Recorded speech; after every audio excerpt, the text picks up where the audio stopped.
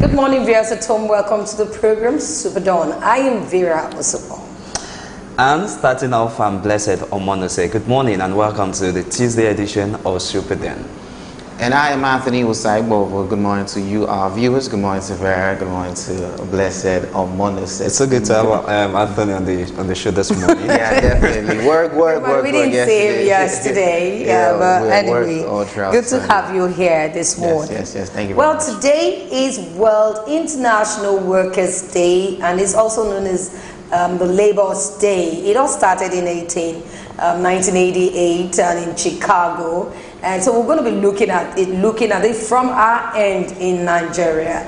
If you don't know what Workers' Day is all about. Now, with this program today, you have a view about what Workers' Day, or you call it May Day. This is the first day of May, and we're going to be looking at that. And also yesterday, we promised you that we're going to go through what we started, and we'll complete it today. That's fostering peace and unity in Nigeria. Coming up the right time this morning, as we look at the Workers' Day, we look at the essence of having a union, labor's union in Nigeria. Are they doing what they're supposed to do? The people of these days understand what labor means. I mean, the union is looking as though it's fading away because we've had little crisis here and there, fractions here and there, and it's a bit confusing. But we'll have people that will talk about that, talk about union. Is union really strong in Nigeria? And we're also going to look at the minimum wage,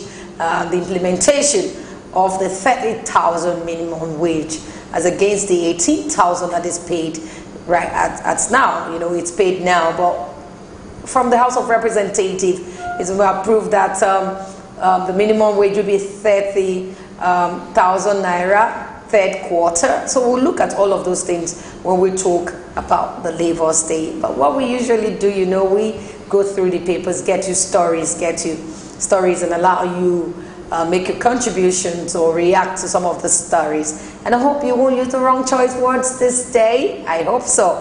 We'll go on this break. It's a holiday. Guys, this is holiday. Yes, it's a holiday it's a holiday. You know, for workers not yes. in the media, right? Well, not for workers in the media, yes, just it's like a holiday. you said. I know that loads of people are out there waiting to be part of today's edition. I'm a part of Super Screen. Not to worry, we're ready for you this day. We'll go on this break, and immediately we come back, you'll be seeing some of the stories from us. Let's go on a break.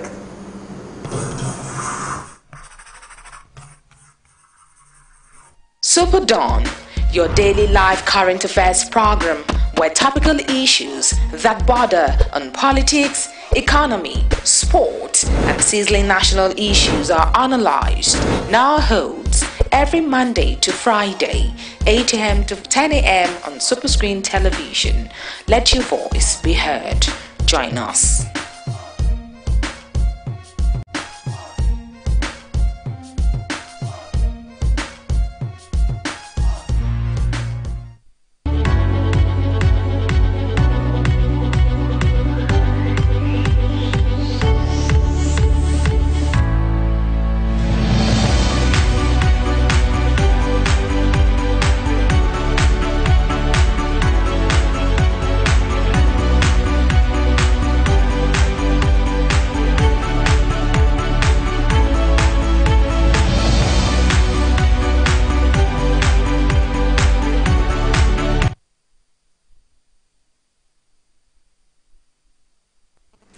Welcome back. Well, it's a newspaper review segment, and I want to start with the Vanguard this morning.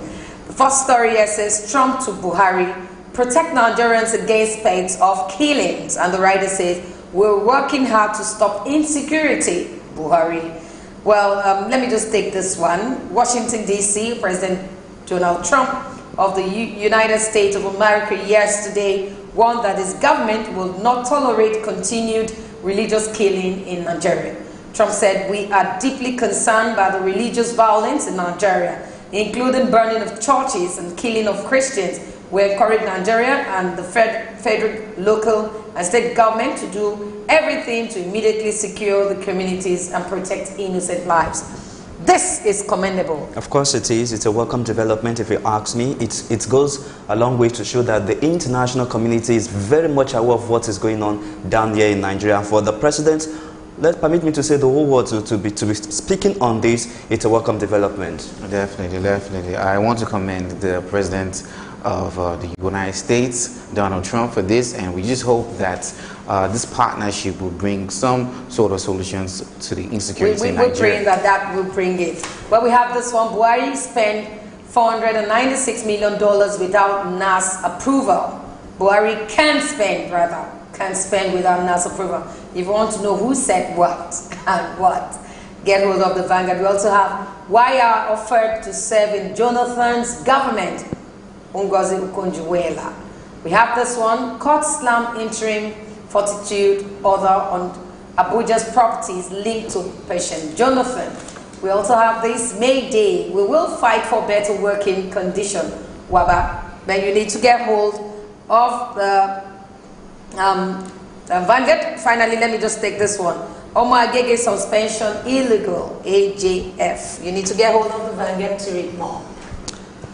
All right, I'm starting with the Daily Trust this morning. I'm taking the headlines. Trump to Buhari, we will release fighter jets to Nigeria soon. And you can find the story on page 5 of Daily Trust newspaper. FG challenges Omo Agege's suspension by Senate in court. Find that story on page 3 of the Daily Trust newspaper.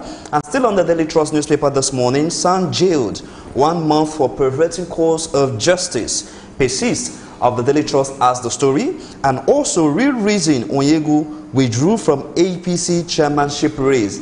Want to know more of that? You can get the story on page 13 of the Daily Trust newspaper. And also, relief materials, NEMA in the eye of the storm. Want to find out what that story is talking about? Go get yourself a Daily Trust newspaper this morning and get the story on page 12. And finally, on the Daily Trust newspaper this morning, FGGE signed 3,400 kilometer rail concession deal.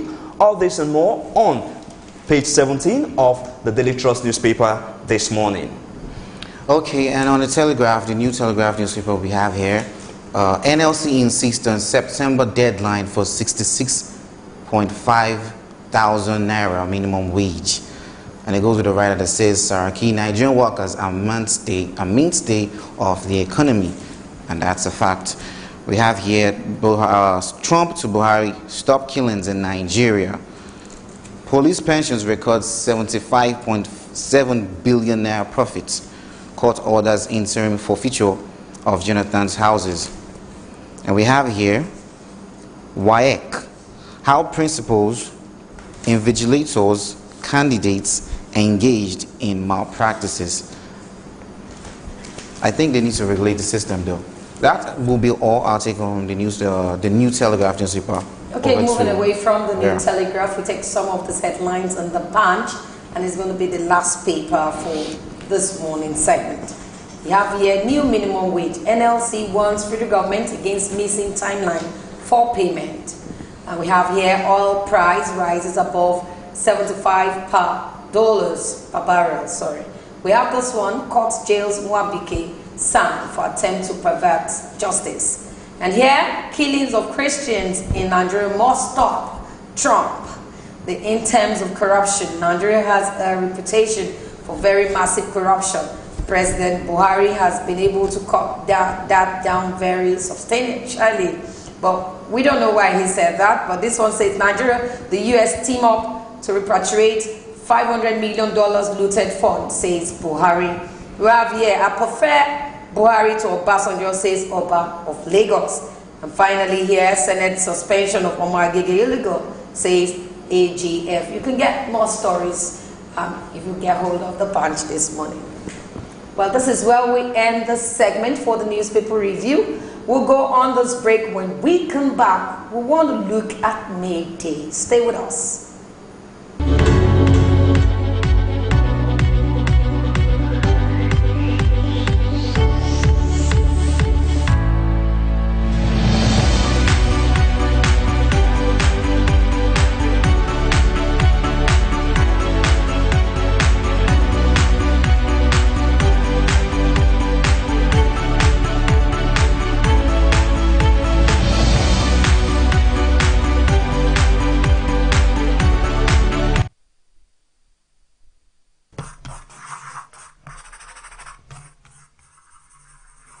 SuperDawn, your daily live current affairs program where topical issues that border on politics, economy, sport, and sizzling national issues are analyzed, now holds every Monday to Friday, 8 a.m. to 10 a.m. on Superscreen Television.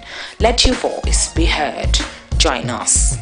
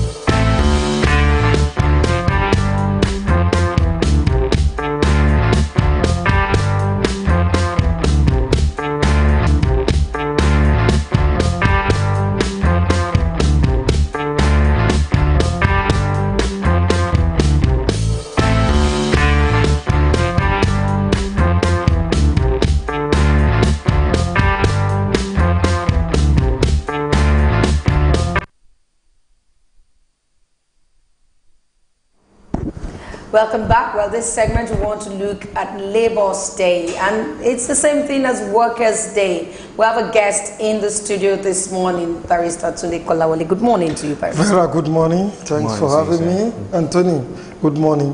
And let us also say congratulations to all the workers in Nigeria, in Africa, and around the world for having the opportunity to witness today's Labour Day celebration. At least it's a break. Exactly, it's a break. Exactly. It's an international Labour's Day, and we are part of it. But looking at the situation in Nigeria today, do you think the Labour Union is still as strong as it used to be? Well, before I address that issue, let me quickly take you through the history of Labour Day very, very briefly.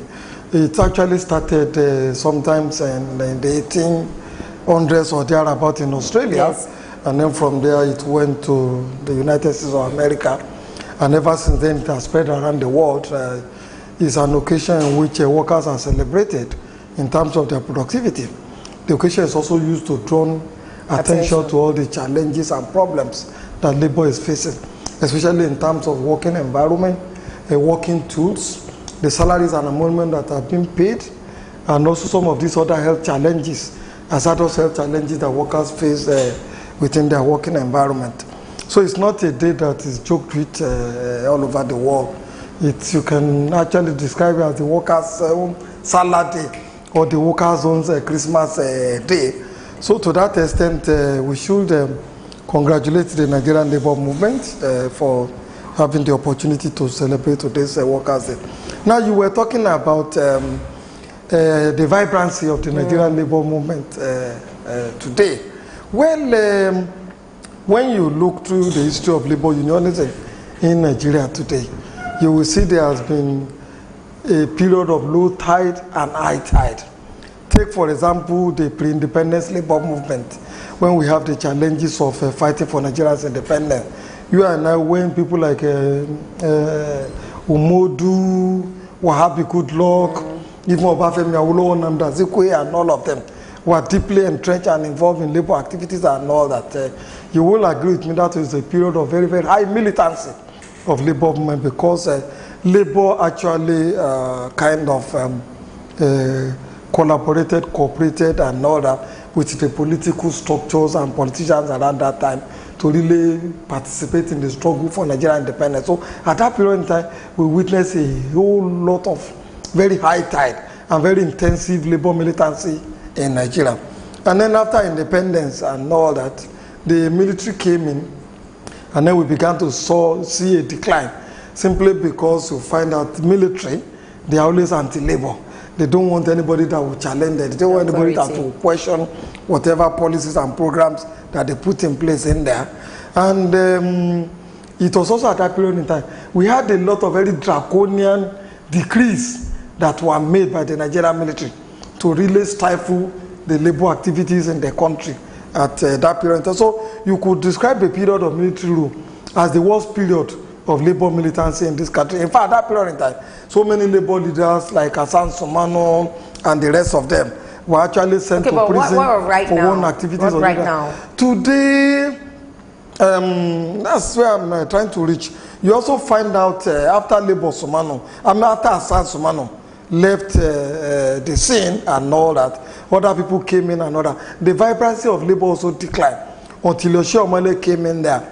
And we saw a lot of militancy, a lot of activities and all that, a lot of rhetoric on the part of labor at that period in time and all that. And then today, it's a little bit not too militant and not too cold.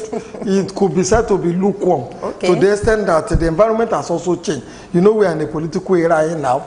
And also sometimes to the disposition, the quality, the exposure, and the ideological orientation of whoever are the labor leaders also have a lot to bear on whatever activities that labor engages in.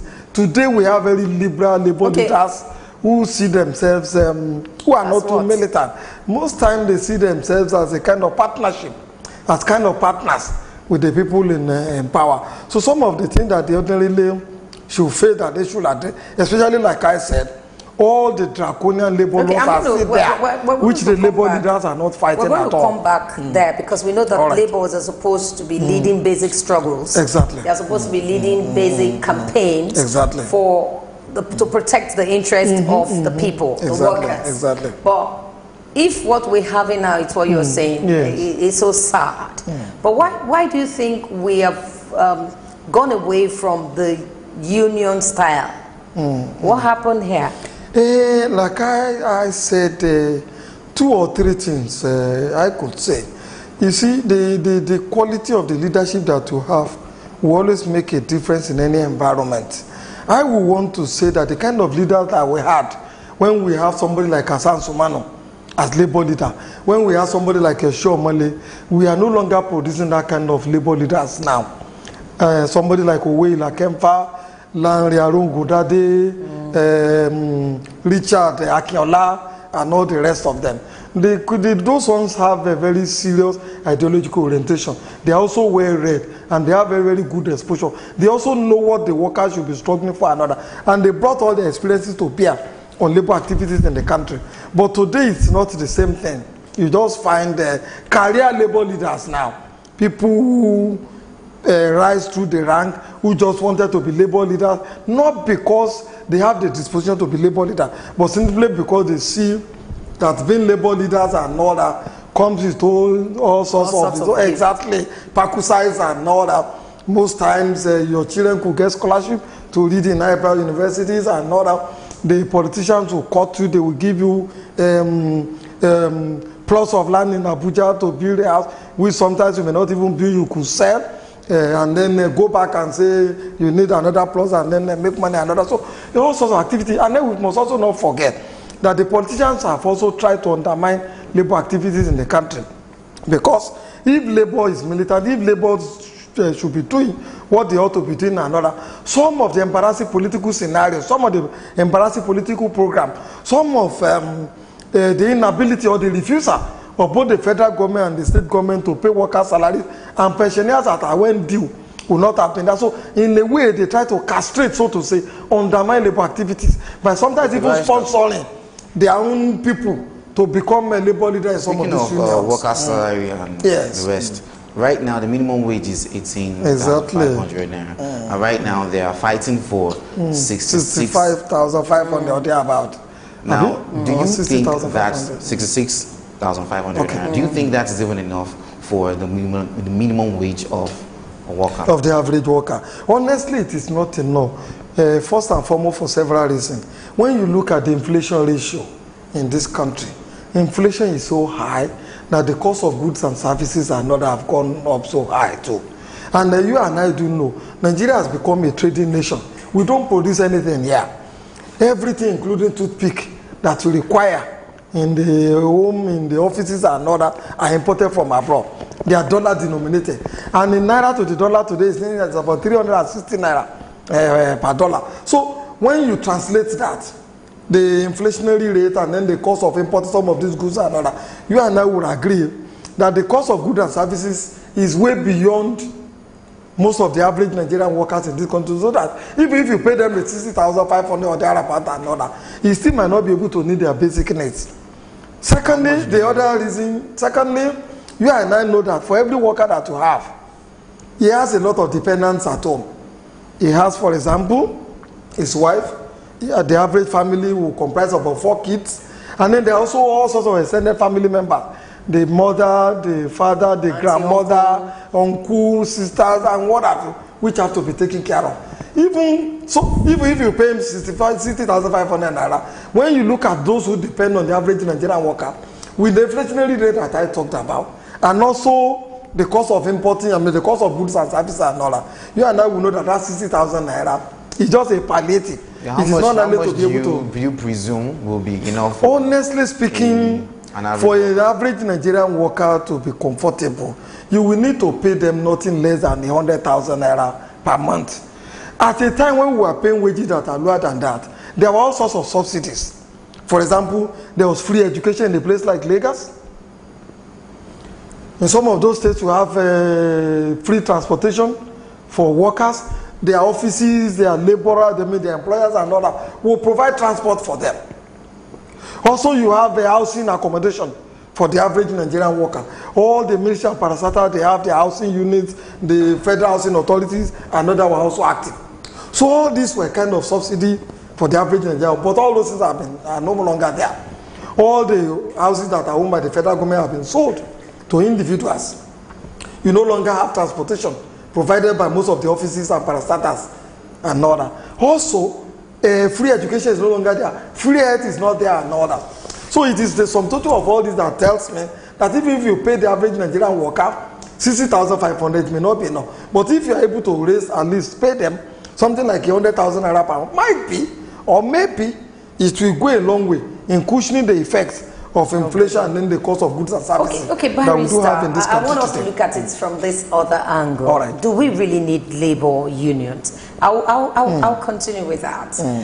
If Nigerian workers are the ones paying so much to get fuel, they pay for their electricity, nobody's fighting for them.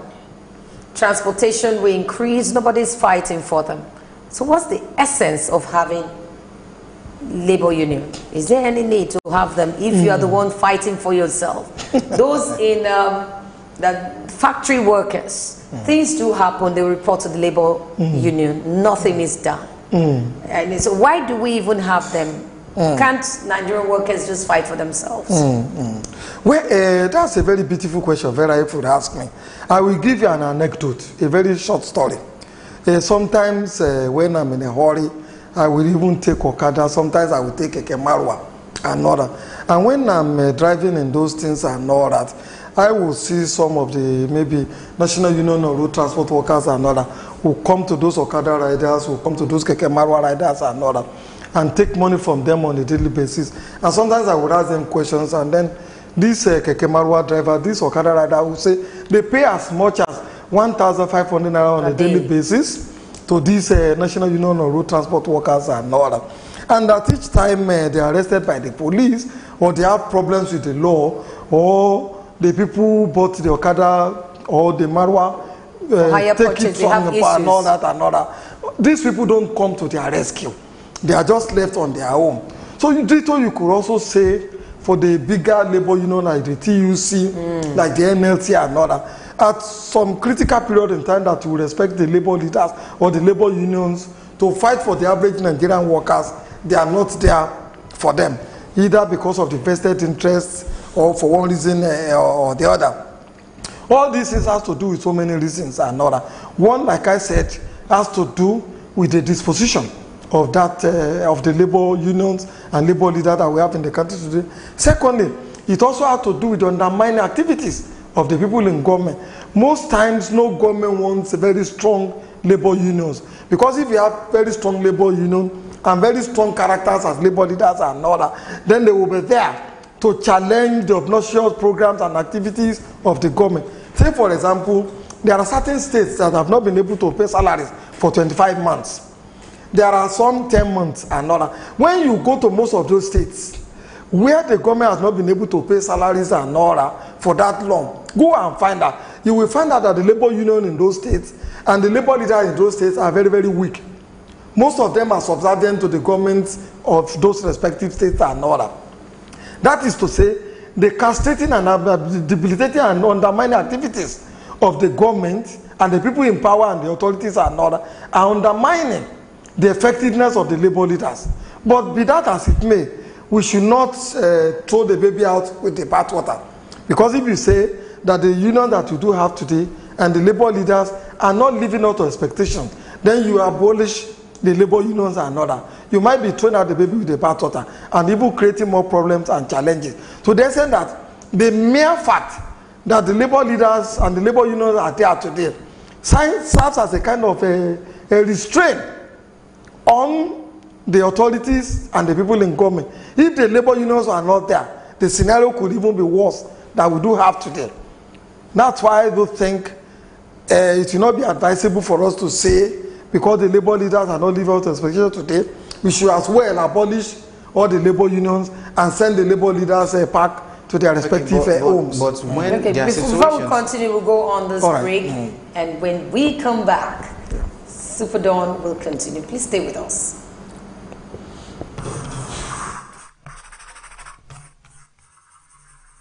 SuperDawn, your daily live current affairs program where topical issues that border on politics, economy, sport, and sizzling national issues are analyzed, now holds every Monday to Friday, 8 a.m. to 10 a.m. on Superscreen Television.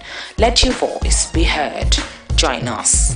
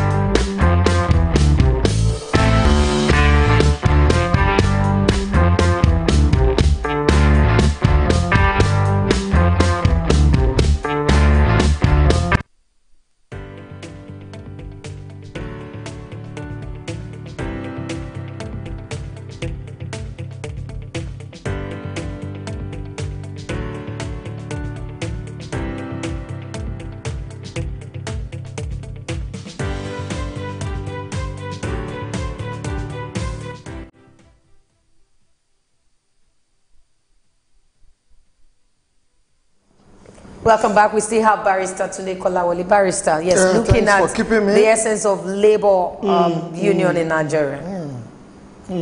So I would encourage that we should even have more labor unions in this country, because you find out that the informal sector of the Nigerian economy is so large, and the implication is very, very grave. Grave for the purposes of raising taxes for the government, and also grave for checking the obnoxious activities and programs of the government. If you have more labor unions, they'll be able to bring all these informal sectors under under different labor umbrellas or the other. And then I think it will be good for the economy. Okay, Barrister, speaking of labor unions, yes. It's a good thing because they can actually fight for the rights of the workers, the people. Exactly. But coming down to trade unions, when there is a competition between traders, there is always a strategy of marketing. Sometimes the price of a commodity is low, sometimes it's high. There's always a competition, there's always a strategy, but it could actually favor some and not favor some. But in situations where there is a trade union, they could actually gather and discuss on the matter and decide to increase the price of a commodity. To an extent, it's very unbearable for the masses. Now, in this situation, would you say that the union is being beneficial to the people? Well, I should think so, because when you take the history of the Nigerian labor movement into account, you find out that it is not just the workers alone who benefit from the activities and programs of the labor movement. I have given you one example this morning, that with only the struggle for the Nigerian independence, you find out that the unions that we have in this country today team up with the politicians at that period in time to really fight for Nigeria's independence. And I mentioned people like Wahab Goodluck, I mentioned people like Pa Umodu of blessed memory, Hassan Sumonu, and all the rest of them. Furthermore, the average pensioner in the country would in the past have been a worker or a laborer somewhere. Sooner than later he will retire, and when he retires, his pensions have to be paid. Most times they are no longer as organized as they were when they were working. It is usually the labor unions that will usually raise the issue of pensioners' money not being paid. And if the pensioner is paid, if the worker is also paid as a Wendy and all that, it also has a multiplier effect on the Nigerian environment. Take, for example, there are certain states that they are described as civil servant states. In states like Kwara, Oyo, Ondo, and whatever. When workers are not paid for months, the whole economy is paralyzed. The woman selling pepper, the woman selling Maggi, the transporters and all that, the landlords don't get paid whatever rent is due to them, simply because you find out that the economy of some of these states are tied to the workers and the union activities that take place in some of these places. So to that extent, you could say that the decision of the Nigerian worker also have implications on the market women, on the landlord association, on the pensioners, even on the students. Because the issues that the union will raise most of the time is not just for their own benefits alone, it has a multiplier effect on the Nigerian society as a whole. The consumer issues that you have raised are not too many times too, workers will campaign that inflation is very high. In fact, part of the campaign now, part of the reason the workers are asking that the minimum wage should be increased, because I know that you cannot inflate, you cannot increase prices of goods. You cannot say reduce it because you don't know how much they bought it. But looking at all of these things, we know that before Comrade Waba took over the mantle, there were crises and there were fractions. Let's look at the effect of these fractions, because some workers don't even know that labor exists. Some people don't even know that since the events of, if you know, Comrade Oshomole, now the governor of, former governor of Edo State, you notice that that time it was heavy. Labor will rise up against people. But for Comrade Waba now, people are beginning to say, is it the fraction that has caused this weakness in the labor movement? It's one of the most fundamental aspects of it. The Yoruba have a saying that it's usually not too easy to break a bunch of broom, but if it is just one single broom, you could easily destroy it. If there is unity in the labor front, if all the workers are united and all that, it will be easier for them to articulate whatever challenges that they do have, and also for them to fight for better condition of service and program, and even to put the government and the authorities in check when they are rolling out obnoxious labor policies or obnoxious political programs that does not benefit the average Nigerian workers and also the average Nigerian people. But when workers are divided and all that unity of purpose is no longer there. They will not be able to fight and challenge the authorities so as to be able to get better working conditions and better wages for them. So you could say to the large extent that the factionalization, the division within the labor movement has gone a long way in weakening the labor activities and agitations in this country. And I think it's deliberately made so. I have said it here. You will not see this openly. Most times the people in authority, most times the people in government don't want strong labor movement and labor unions. Because when they do have very strong labor unions and labor leaders, they think that those ones will be challenging their authority, they'll be challenging their program, they'll be challenging whatever obnoxious laws that the parliament will want to make. So they go a long way in undermining labor activities in the country. In fact, we have seen in this country before in which government will go a long way and finance certain weak persons to contest for the leadership of the labor movement and win, because you need money to campaign and do some of these things. And when such weak labor leaders get into government, of course, he who pays the piper will dictate the tune. They begin to dance to the tune of the people in authority who sponsors them, who got them into offices. And let's not shy also away from it. The security people also don't like labor activities. Both the TSS, the police, and all sorts of labor, security outfits that we have in the country. I'll give you a good example. Not too long ago, when the Nigerian MBA, Nigeria Bar Association, Ikeja Pran, spearheaded I saw you there. I saw you there. Against the land use charge and all that. You will not believe it. The Lagos State government took all sorts of steps to make sure that that program didn't succeed. Also, when the NBA Ikeja brand was fighting, spearheading the campaign against police brutality, and then the disbandment of SARS and all that, the police commissioner did everything possible. The police commissioner in Lagos State did everything possible to make sure that we didn't embark in that process. In fact, he came to the MBA center to appeal to us to prevail on us, to dialogue and do all sorts of things to make sure that we didn't agitate against police brutality and then the abolition of SARS. So if the police and the security are concerned, you can always be sure that they will always put in resources, put in intelligence report and undermine labor activities all over the place. So that is part of the reason that you today have very weak labor it's looking movement. as though they are weak. Exactly. So yes. It is incumbent on the average Nigerian worker to identify those who will best defend their interests and vote for such person, not minding that such labor leaders may not even have the money to do the necessary campaign to get into the respective offices. Given the reasons why the labor is weak as regards the influence of the government, how can we actually bypass all of this and put someone there that is worth it, that has the integrity and has the strength and the zeal of character, the NLC? Yes, you see, let's take for example those of us who are in this super screen family. We know ourselves very well. We know individual strengths, weaknesses, character, disposition, ideology, and all that. You could also say that when you belong to a church, when you belong to a mosque, when you belong to a tourist union, when you belong to a labor organization, you know all the people in those places. You know those who are aspiring to head those labor organizations.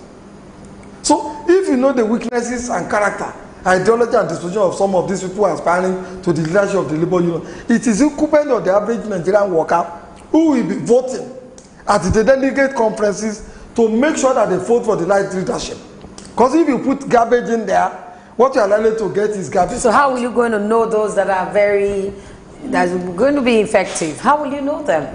One, labor leaders, just like knowing who's going to be the president. You wouldn't know. Labor leaders don't emerge overnight. In fact, most times they start from the factory floor. They start from the factory floor. They are representing from the factory floor, from respective offices, from the different ministries and parastatals. As these labor leaders are growing, before they start heading the local government labor units, the state labor units, and then before they rise to the federal level, you would have known. So they go through some stages. Of course, of growth. So through those process of growth, the workers who belong to those unions should be able to know those who will rightly defend their interests when they become leaders at the national level or at the state level or at the local government level. Okay. So, but you find out most times the average Nigerian worker, just like the average Nigerian voter, has this apathy to activities. People, they will deduct the salary, they deduct the check off from their salaries and all that, but they don't care how these checks off are utilized. They don't care who aspires to leadership or who gets this leadership. Okay. Looking at this,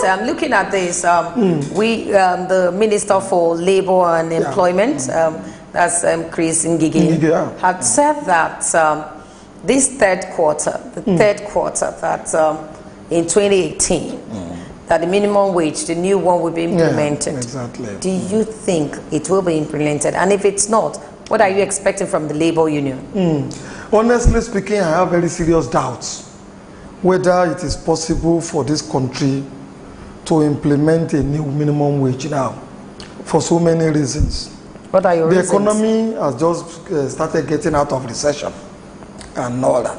The money that we also use to pay these wages and salaries and all that is coming from one mono economy. That is the oil. It is dependent on what happened, the volatility of the oil. If, for example, there is a drop in the rising price of oil in the international market today, the economy is likely to revert back to recession. If there is unrest in the Niger Delta, and Nigeria is unable to produce the quantum of oil that is producing today, it is going to affect whatever money is in the hands of government, both at the local government, state level, and the federal level, to be able to pay wages. So, until the Nigerian economy become highly diversified. What about the looted funds that they've recovered? Some of this money is recovered. It's not part of Nigerian money. Yes, I agree. When you also look at the cost of running this democracy, you and I will agree that the looted funds cannot pay the minimum wage that labor is agitating for 1 year. And most of these monies have already even been spent. As soon as the money is repatriated, you put it in the nation's coffers, and then the money, one way or the other, goes into what the state, the local government, the federal share on a monthly basis. So, the volatility of the economy will dictate what resources are at the disposal of the government to be able to pay the minimum wage. So can't we cut down some expenses? Oh, we could. Can't we go to the National Assembly presidency and cut down some of these expenses so that at least the workers, at least, can have a better life? I agree with you. Part of the reasons today the National Assembly and the respective state assembly have become so unpopular is because of the salaries and allowances that they are said to be drawn. It's also because those people are not ready to cut down on the cost of running governance. With the kind of mindset that we have in the National Assembly, in the respective state assembly, and even within the executive arm of government, I'm not too sure that the politician will be ready to reduce the cost of governance. I'll give you an example. A minister was said to be traveling to China And then he applied for 11 million naira to travel to China. And I asked myself, and what was he going to do? He said he's going to promote tourism. What is the business of minister promoting tourism? You have in those places a Nigerian ambassador. You have consular offices and all that. And you have the ministry of, you have a parastatal that deals with tourism in this country. So, what is the minister going to do in there? And is 11 million naira not too much for just one off trip? So, in other words, in both the executive arm of government and then the legislature, and even including the constituency which I belong to, the judiciary, there are excesses, there are wastages, there are leakages that are required to plow.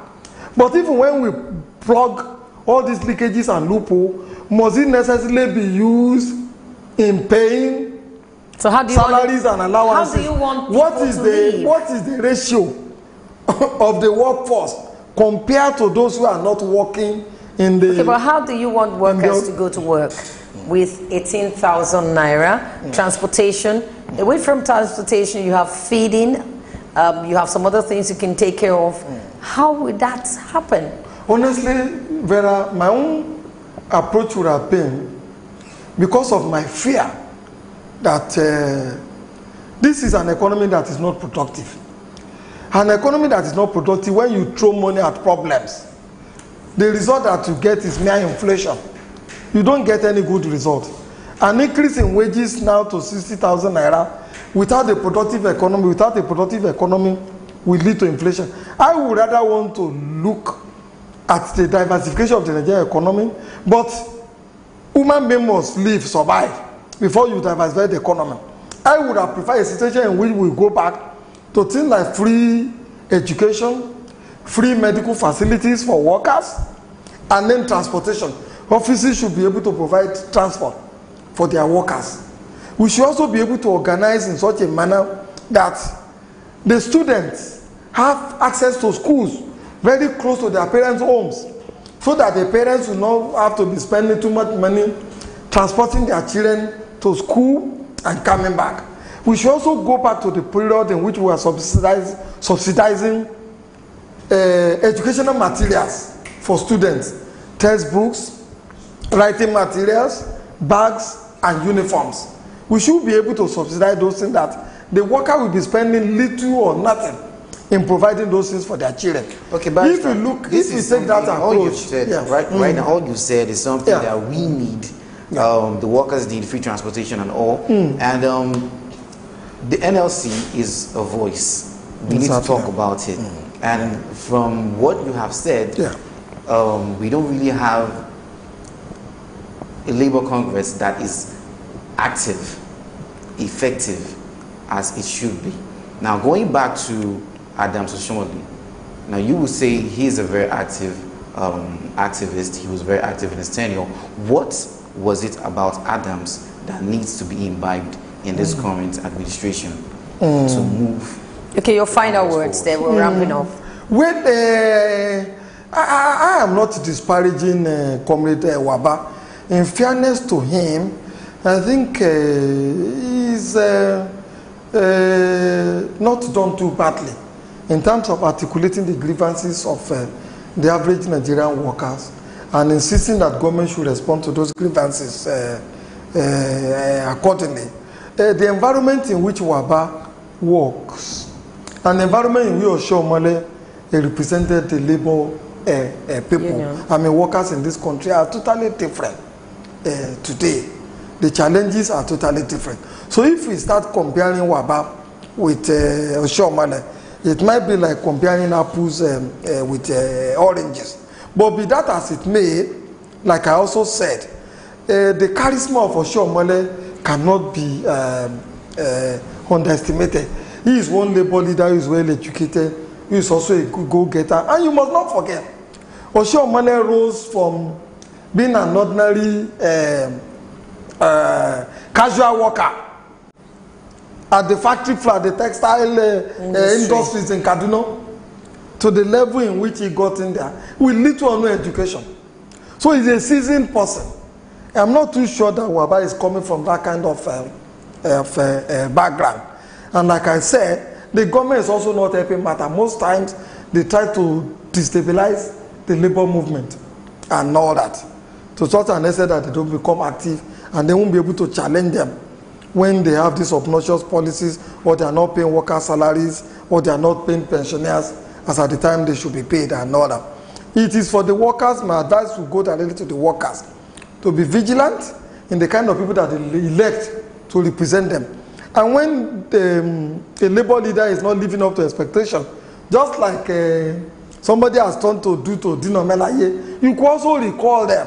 It's not when you look at the constitution of most of the labor unions and other, there are procedures in which when a labor leader is not performing, you can withdraw your mandate. I said I was fine now, but let me just force to wrap up this segment. Looking way forward, looking at the way forward with labor union in Nigeria. What is the way forward for you?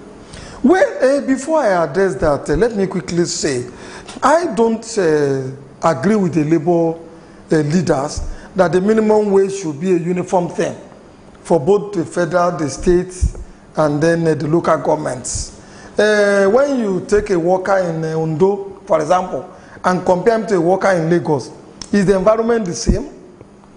When you also look at our constitution, it doesn't give room for the kind of uniformity. So you are saying that it should be different? It should be deregulated. It should be deregulated and all that. The state should, the labor people in the respective state, the different local government, should negotiate the minimum wage that is adequate to their environment. If you say that, you'll be surprised that some states will now want to go below 18, because some of the states can't pay workers. Some of the states can't pay workers' salaries. Even the 18, they're owing them for 9 months. A worker in Jigawa is not the same worker in Lagos. Must you owe your staff? So, that's the question. Must you owe your staff? Or No, it is criminal. It is criminal for anybody to owe pensioners, for anybody to owe workers. It is criminal. It is a lack of a priority. And you find that most of the governors who are doing this, when you look at the activities and all that, you find out that the money is just being diverted into something else, mostly into political activities, which ordinarily shouldn't be. We have to wrap up now. What it should be. Thank you so much, Barrister Tunde Kolalame, for coming on this Labour's Day. Thank you so much. Thanks, and happy Labour's Day. Thank you. We're all celebrating. But we'll go on this break now, and when we come back, Blessed will be joining in discussing the Lower Caste Day. Let's go on a break. We'll be right back.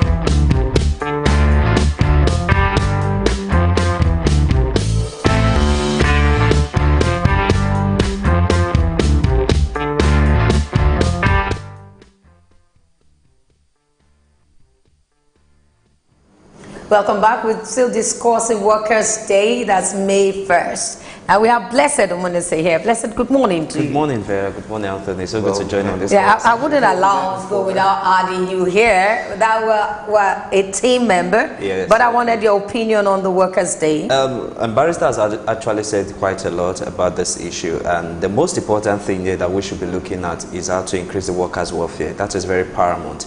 If this welfare package they're giving the federal workers and the state workers are substantial enough for them to take care of their family, we won't be having issues with the NLC and the federal government. If you look at the minimum wage other countries, advanced countries pay, you'll find out that our 66,500 we are clamoring for at this time in age of our democracy. It shouldn't be something we should be looking at. So I will plead with the state government, I plead with the federal government to see what they can do to increase the welfare package for these public servants that are working with them, because if the welfare of your people are not a priority to you, you don't expect them to be productive. Okay, listen, the barrister okay, said, go ahead. The barrister said he wasn't he wasn't really coming out to say he would support the fact that they want to increase the workers' wages, but he would rather go with the government supporting with transportation, free education, diverting the money down to that line, because he does not think that Nigeria has the amount of money to cater for that amount of wages. Do you think that? Okay, but let me add this. Where he was tilting to is looking at our economy. That the way the economy is right now is looking as though they cannot pay salaries because we don't have enough fund. And that's why it came about the healthcare, free healthcare, and the rest. But looking at reality, do you think there's an excuse not to pay workers what is owed them? First and foremost, I'll start by saying that the minimum wage is an entry level of what you get when you're coming into work in either in the state or the federal level. And if you're telling me that you're paying someone 18,000 naira, what is 18,000 naira? Still on this platform, we've talked about this. Going by the way things are in the economy today, it's nothing. It's absolutely nothing. A cleaner in even a private organization does not earn 18,000 naira. So what are we talking about here?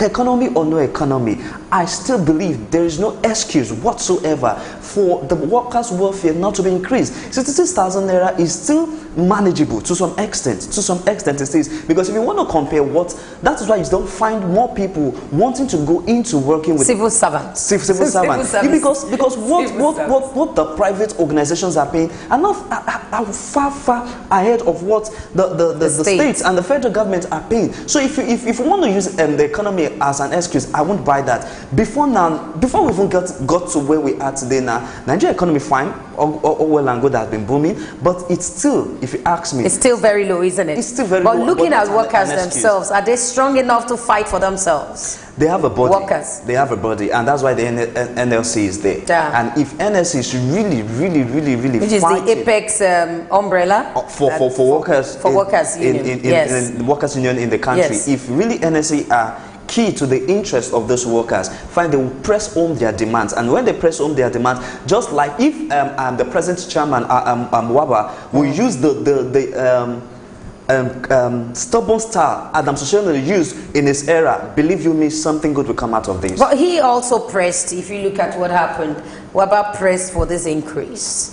He felt it was too low for people to go home with 18,000. Even upon the 18,000, some people don't even get it a month. 9 months, some states are still owing the 18,000. So you begin to wonder, how do workers really cope? Away from that, the welfare.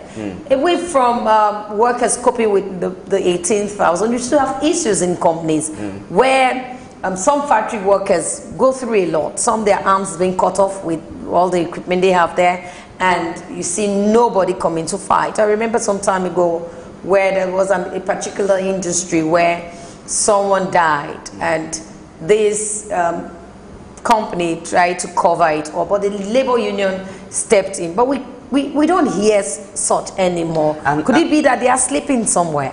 If you're talking about the NYSC sleeping, no, I mean labor union. So NLC, yes, sleeping. I will say no and yes to that. Now I put my opinion this way.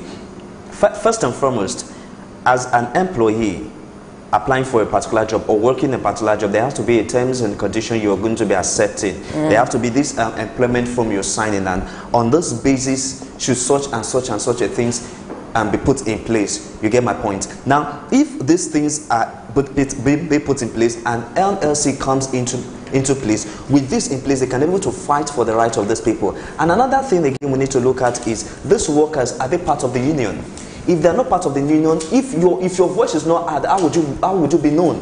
So you need to be a part for them to know you. And secondly, I feel another question we need to ask, and that is more reason we need to bring in someone from that union on board and ask this particular question: how are they mobilizing the workforce in the country? In their states, in their communities. How do you educate people even? Exactly. But there's a caller here. Let's get to hear from this. Hello, good morning to you.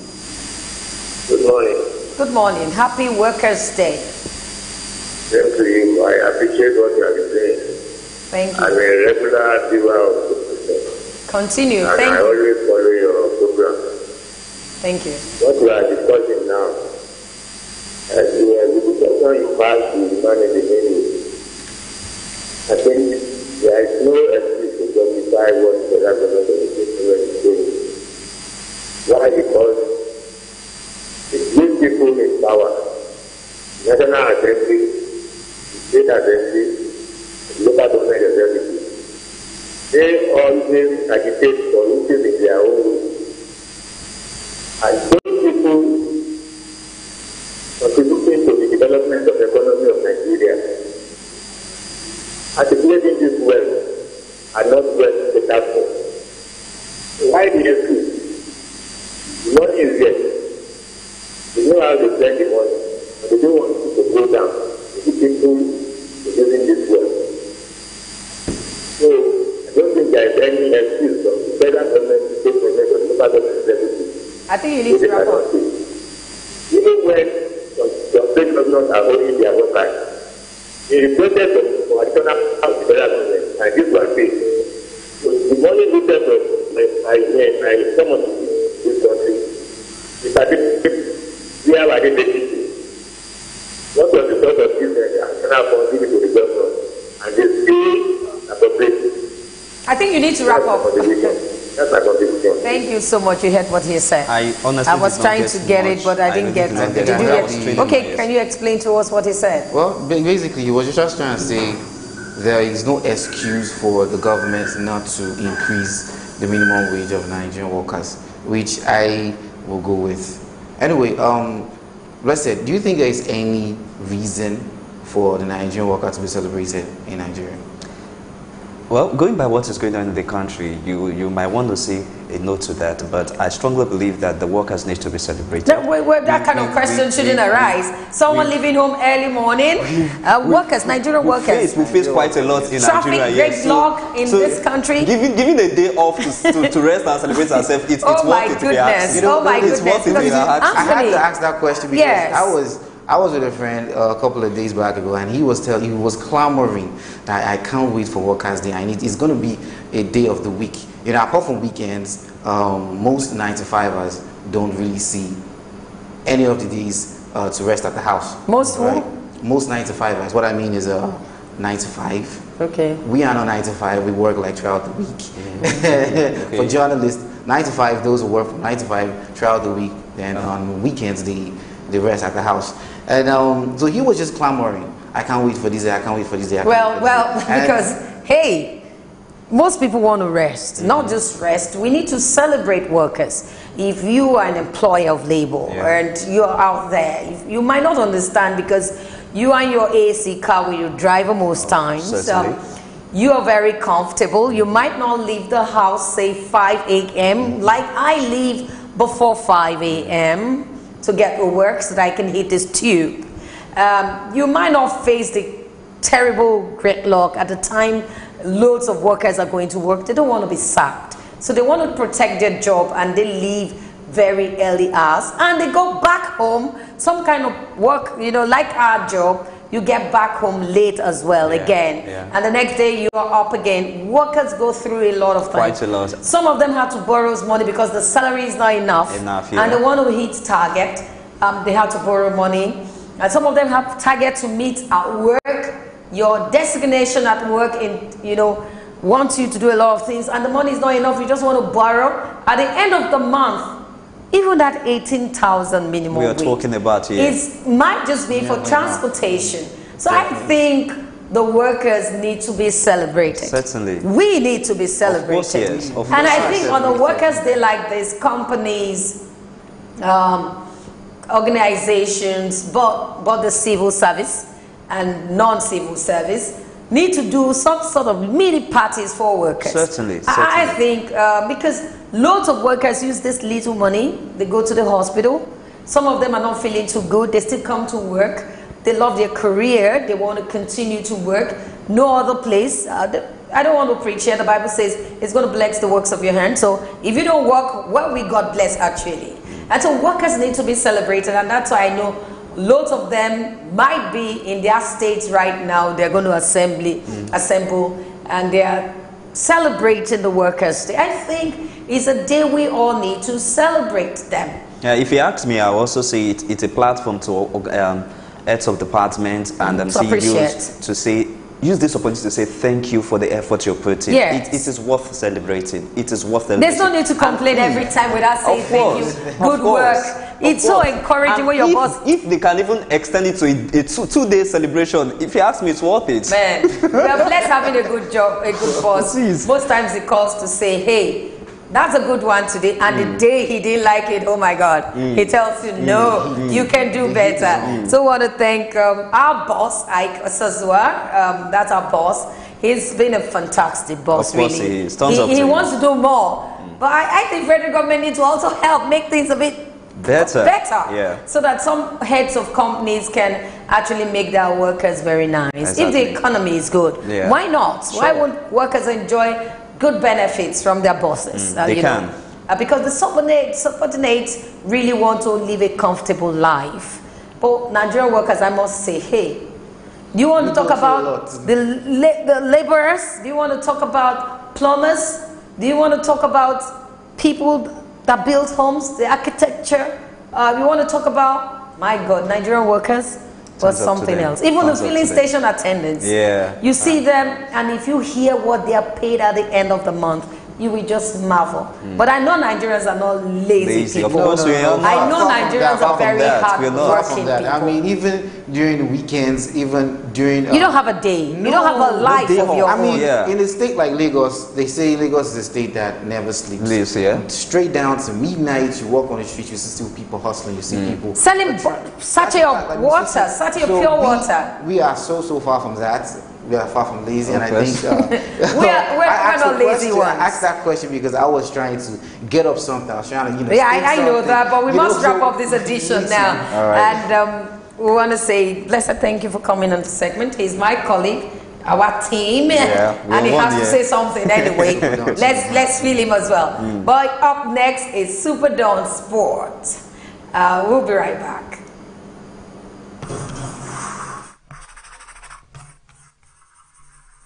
SuperDawn, your daily live current affairs program where topical issues that border on politics, economy, sport, and sizzling national issues are analyzed. Now holds every Monday to Friday, 8 a.m. to 10 a.m. on Superscreen Television. Let your voice be heard. Join us.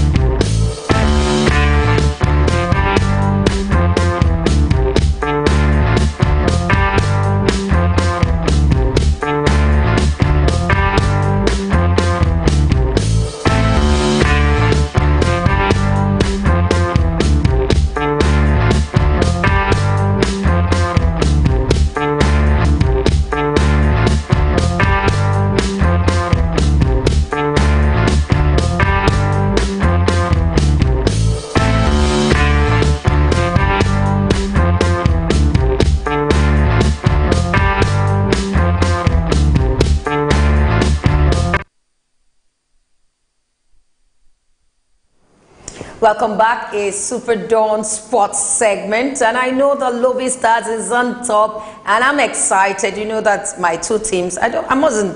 Should I have said this? Yes, I keep saying it. Lobby Stars and MFM, but Lobby Stars is making me proud now. I have OJ with me this morning. Good morning to you, and happy Labour's Day. Yeah, good morning. It's Workers' Day. Workers' Day. I know that you're not expecting me to say that to you. We work every day. Every day, of course. Good morning. Every day, and every day is Workers' Day. Especially for journalists. Oh, every day, Monday through Sunday. Yeah, we're working. But tell us, Lobby Stars. It's even footballers. Every day is Workers' Day for them Yes. too, because they're either training or playing a match or traveling for a game. For Lobby Stars, they've done well. They've been on top for like 8 match days, yes. And second round begins this weekend. So, interestingly, they have one of the only. I mean, there are 2 categories of coaches now. The other teams have very young coaches. They've got one of the old brigade. Okay, yes. Solomon Ogbeide. Old hands. Yeah, things working out for him. Okay, do you think that they can go further? I think they will win the league. You think they'll win? Let's see. No, not think. They will win the league. The win. I pray they'll win as well. But I'm going to allow AJ continue with this segment. We'll be back after him. Let's go on a break.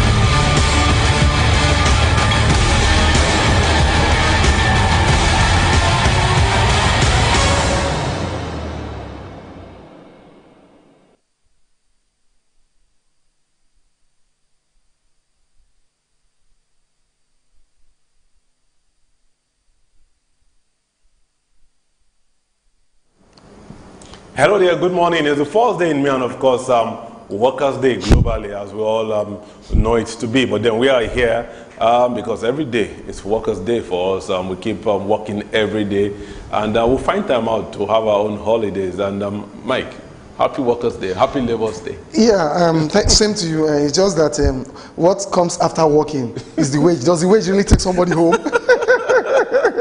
Because the take home really does not take anybody home, but we'll get by. We'll find a way to make it get taken. And that's why it's live. That's why the agitation continues. Let's hope that one day it will. Welcome to MPFL today on Super Screen, SuperDawn. That's the Nigerian Professional Football League, where in 20-25 minutes we summarize all that has happened over the weekend. Tell you what will happen this weekend. In fact, it's a mid-season break, but there's no break because the guys have to keep working, keep playing, earning their wages. So second round begins straight this weekend. Mike, it's the first half of the league, but we'll talk about that later on. Let's go straight to our top 5 stars. Junior Lokosa scored 2 goals, and he's entered the history books as the first player to score 16 goals in one half of the season. It's never been this good for any striker in the history of the MPFL. Even when Mfomudo made the highest scorer ever in the history of the MPFL, he didn't go gung-ho the way Junior Lokosa has done. You know, his was a late rush. Remember, towards the end, there was this mad rush between him and Edward. You know, I remember scoring 5 in a match, but then Mfom kept scoring 2 till he ended up with 23. But 16 in 19 games. A lot of the 19 games, he just played 18. Remember, he didn't play all the 19 games. Yeah. But then his team has played 19, so it's assumed that he's played 19. So 16 goals in 19 games is awesome for Lokosa. The good thing about this kid for me was that he knew that his time would come. Like I said, when I saw him play for them last year, he wasn't the golden boy in the pond. It was, of course, him and Wangwa that was the golden boy. But he took his time, he bided his time. But this season, he's sure being, you know, the goldfish, you know, at Kano Pillars. And he's taking it gently. A lot of people took it blow. Over the weekend, he scored 2. For me, after 47 minutes, he scored the 2. That's how quick he goes against Heartland. He's a man on a mission. That's why as soon as the match was over, in fact, before the match was over, I tweeted, I said, Junior, the Lokosa Express is on fire. Is there anybody going to stop him? And I don't see anybody stopping him. So I think he's done well for himself and for his club side. 16 goals in 19 matches. Umfom's 23-goal record it's as almost good as done, if I don't want to be too overconfident. I mean, he just needs 7 goals in the second round to clean that record and now get more. But there's this school of thought that... it gets difficult in the second season. Not because of marking, distractions. I mean, everybody wants this offer and that offer, and the player doesn't concentrate. I think he's clever enough to know that should you just jump into an offer, you might get burnt out at last. The season in Europe is almost ending, it's not ended yet. So he still has about a month or thereabout to go. And within that month, he could do a lot too. If I were a junior Locosa, I'll try to stay and create something for myself and get something against my name so that when I'm leaving, I'll be known for that. There's no guarantee that if you end up becoming the highest scorer anyway in the league, it's an automatic ticket to go abroad. But you should be remembered for something positive. And if he does this, he has done it. I don't think this kid is going to be distracted. Because even before now, the gist has been on that, listen, he's going to get distracted.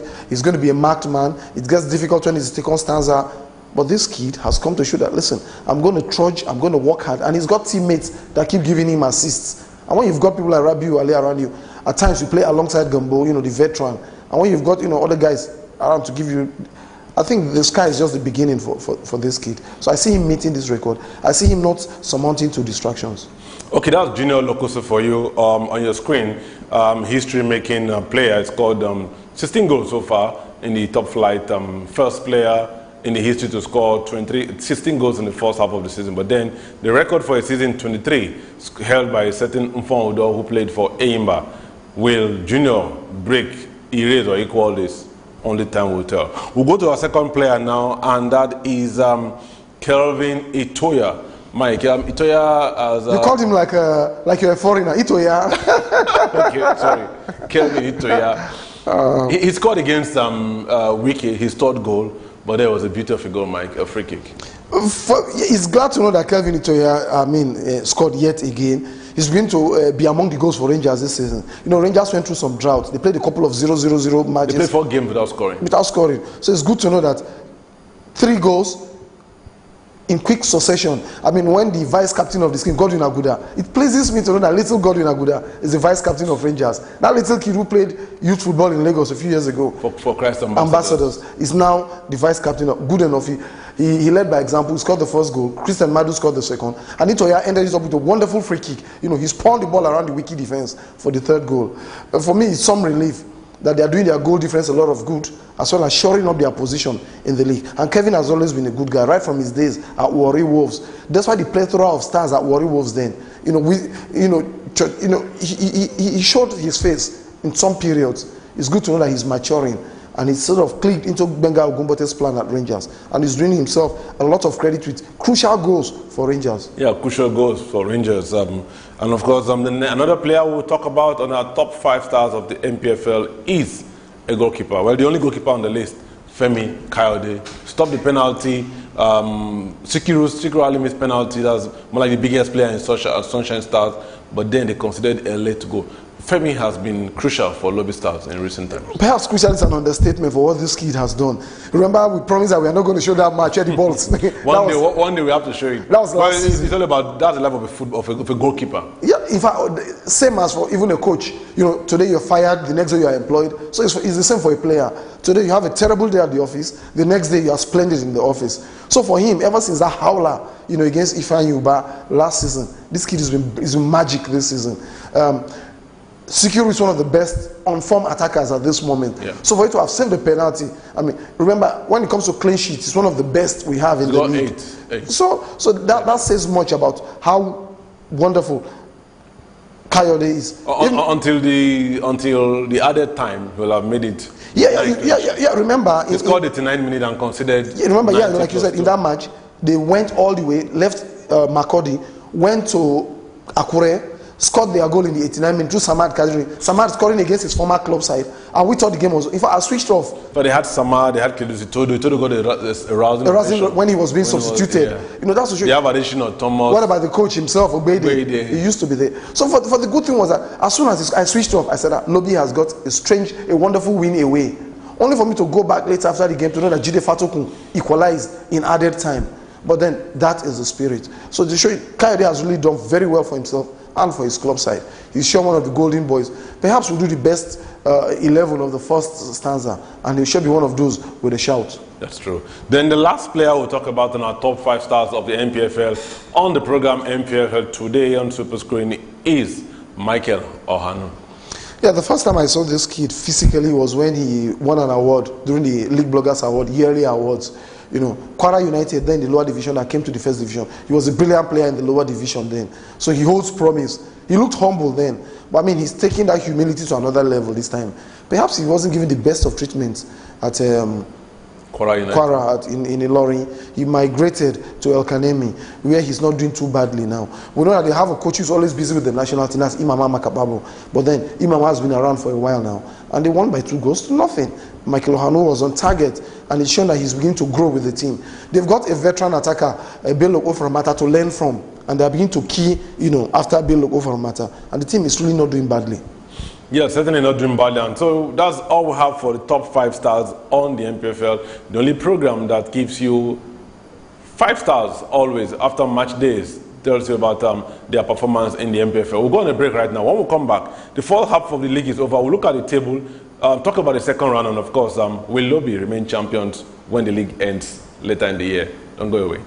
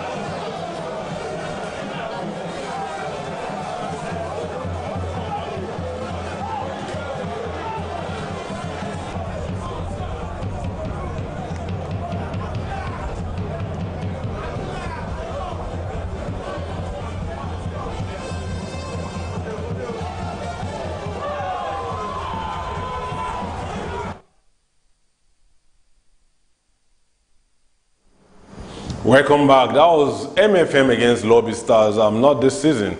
Ended goalless when both teams played this season at the Agege Stadium, now popularly known as the Soccer Temple. Well, it's back to the program MPFL today on Super Screen. The first round of the league ended last weekend. A few teams have outstanding matches, but then Lobby on top. Mike, do they deserve to be on top of the table? I think they deserve it in every sense of the word, and they've worked hard. They've gone to the very difficult areas, away grounds, and earned results. They've been clinical against the top teams at home. You and I did watch Lobby taking on Kano Pillars, arguably one of the best teams in the Premiership. We saw how they worked out a result. Wonderful free kick. Ayo Saka buried it. How they won at home. They won. Okay, look at what happened last weekend.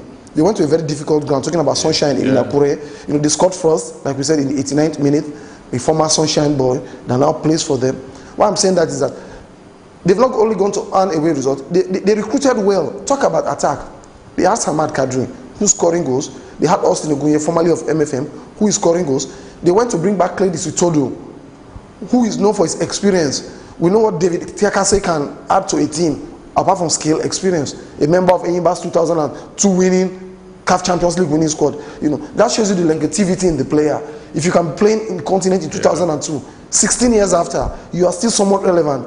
I mean, goes a lot. It shows that you've got good character, you've kept your body well, you've disciplined yourself, and you are now passing the discipline to the younger ones. So I think they've really done well in most facets. And they're not quick to throw their players away. They've still got most of these younger players. Yes, the like of Stephen Eze, they chose to run away very early. But then we've got some at home that are still keeping up the flag. So I think they've done well so far to remain. And they've got an old wily hand in Mikey Doko as an administrator that knows it when players are beginning to get tired. He knows when to motivate the players. He knows when to, show up. Looking at the coach, Solomon Ogbeide, if you look at the coaches in the league now, he belongs to the old brigade. I mean, most of the other coaches are coaches who have not spent as much time as he is, coaching. Do you think experience too has also helped the team from the bench? Yeah, a past experience has no doubt helped.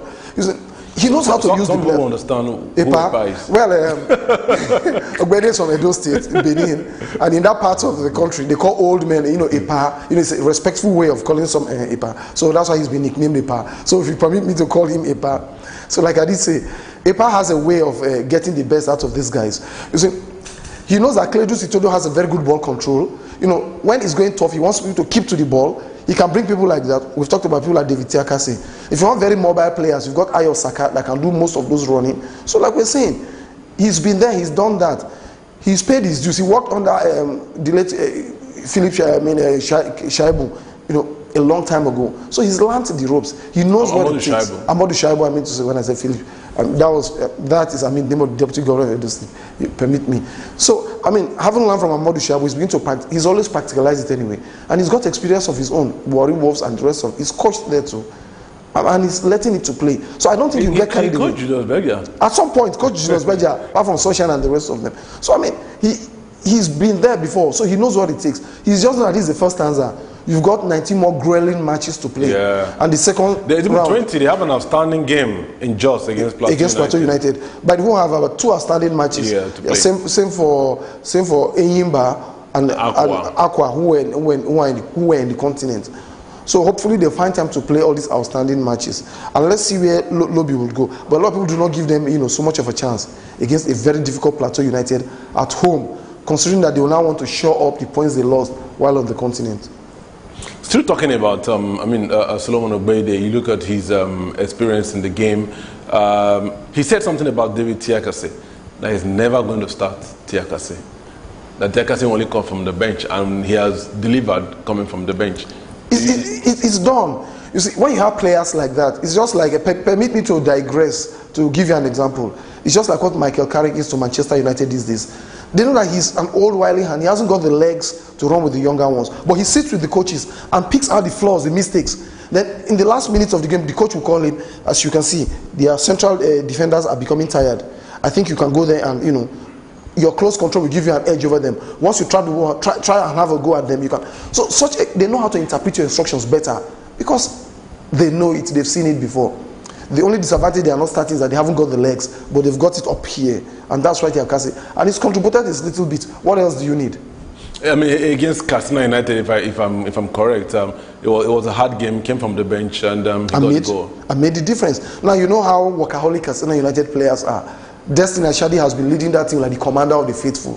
So when you've got a team like that that's well disciplined, I remember last season, Bodimbazo really drilled that team, and they didn't do badly. A lot of people expected to be relegated last season. Katsina United were not. They even had the pleasure of going all the way to Port Harcourt. They played a 1-1 draw with Rivers United. That's how good a team away they are, and very deadly at home, with Elegia and the rest of them. Then, so having said so, I think they've not done badly. That's talking about Lobby against teams like that. He simply read the teams and knew when to bring in the old hands to come and make a difference. Well, that's Lobby stars for you, and of course, I'm the head coach of the team, Solomon Ogbeide.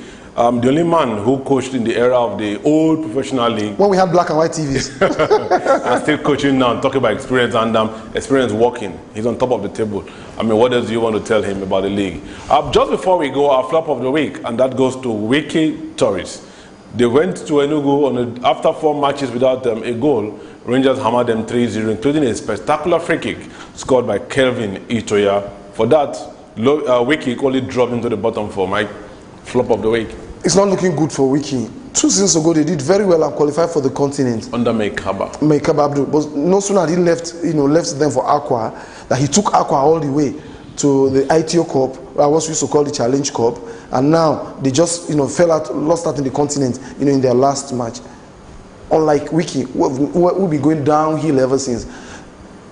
A few appointments as in coaches, it didn't quite work out, and the team is done. Now this Rangers has been goal shy, but just in a few minutes, Rangers stormed them 3, and it could have been more. That's to show you how determined Rangers were and how poor on the day.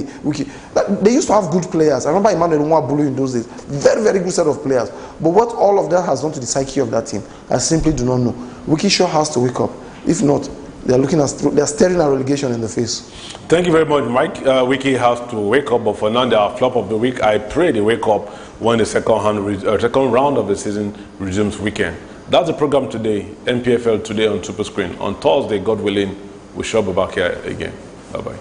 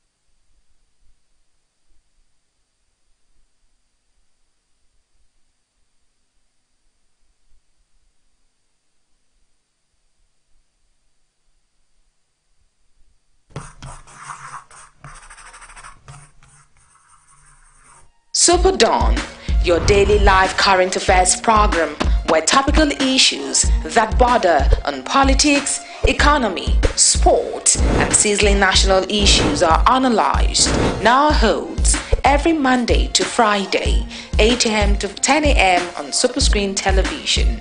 Let your voice be heard. Join us.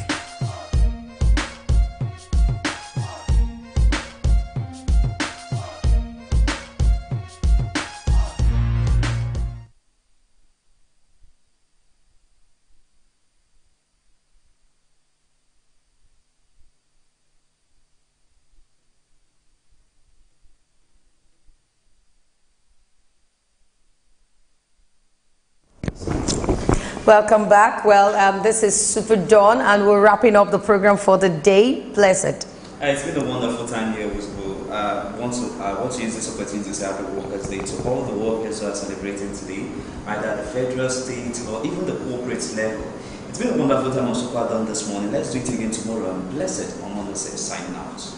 And from Osaibo for Anthony, I just like to tell everyone out there, the workers out there, make sure you are inspired. Do more for yourself, your economy, your company, and whoever you're working with. I'm Anthony Osaibo, and do have a blessed Workers' Day. Well, we must wrap up this edition right now, and I must tell you that the theme for this year's Workers' Day is the role of labor and workers in national development. But I like the sub-theme, and it says, dare to struggle and dare to win. I hope that they are going to win this minimum wage implementation come the third quarter of the year. I pray that they win it, and this is going to be a litmus test for Comrade Ayuba Waba. I hope that there will not be another story again. But I'm wishing everybody the International Workers' Day, especially our workers here. I must start from home. My colleagues, the newsroom, the programs department, the accounts department, the MCR. I want to wish all of you a beautiful Workers' Day. The security and the guy that is always tapping fuel, taking care of our generating set. I want to wish everybody, and those that make sure this place is tidy, everybody, and especially the producer of SuperDawn. We have two producers, myself and the producer Annie and Nanaba, the MCR guys. I must mention names because it's not easy making sure every morning that the program is on set. I want to first thank James, okay? Thank you so much for being part of this edition every day. I want to thank Sam, yes, Sam, my Sam. Thank you, and I want to thank Jubril. You've been doing fantastically well in that department. I'd like to thank the camera unit. They've been on standby 2-4. I want to say thank you to Shegun and also Ahmed, our Fadi guy. And I want to thank everybody that's making this program a success every day. First, I want to thank the people behind the crew, behind the set, behind the cameras. We have some ladies that will be going left, right, and center. First, I want to thank Morani KG. Thank you so much. Fumi, thank you so much. Mary, the beauty girl, thank you so much. All of you. I must say thank you. And also the guys here.